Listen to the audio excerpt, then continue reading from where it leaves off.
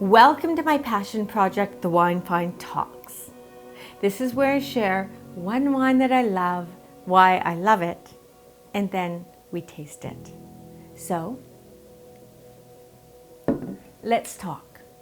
The wine I'm sharing with you today is a 2021 Orso Bruno Old Vine Zinfandel from Puglia, Italy. Now, if you're familiar with Zinfandel, you know it to be a big, bold red that's widely grown in Puglia under its other name, Primitivo. Now, Zinfandel tastes full-bodied and burly, much like a brown bear, which is what Orso Bruno means in Italian, and it happens to be an endangered species in Italy. So the wine's name is both a metaphor for the style of wine and a nod to the fragility of life. Now, look carefully on the label and you'll also see a series of stars that make up the Ursa Major constellation, also known as Great Bear. Look even more closely and you'll see the Big Dipper. So, a wine with a message from Italy that's only $10. Let's taste.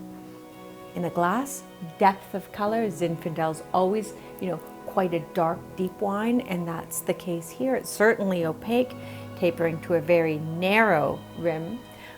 So suggests concentration, definitely on point typicity wise, and on the nose. See, I love this because yes, there's lots of fruit, but it's not jammy like a Zinfandel from, say, California. It's absolutely Italian because there's an earthiness and a certain restraint to the nose. So not too fruit forward, more, fruit and earth. Maybe even a little bit of dark chocolate and black olive.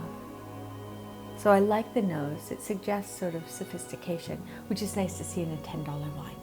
So on the palate,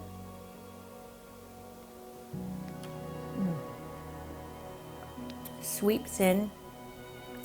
It almost tastes still, which is interesting. Sort of a, there's a gravitas here that I really like. It floods in. It's like a big, flat red. It's not too shiny tasting. There's almost like a matte finish going on.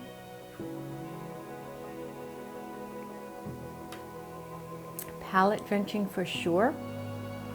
Full-bodied, yes. Great depth.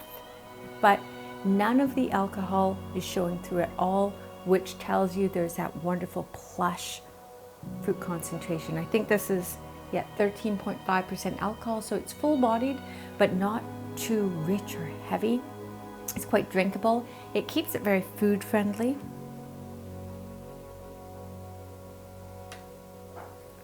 Balancing acidity. When you focus on the side of the palate, you know that it's, that bright acidity is keeping everything upright, drinkable, quenching. Palate is left scraped clean, but there's still finish. And on that finish, I'm finding sort of the dark chocolate, yes, but very dry, and a pink peppercorn note that I find quite fetching. It's the kind of thing that I would love to pour with a meat dish, such as, I would love to pour this with a mushroom risotto. Yes, that's an easy win. But I would like to pour this also with, one of those beef stews, the beef stews that are like braised beef, thick sauce. Would be really good in the fall and winter.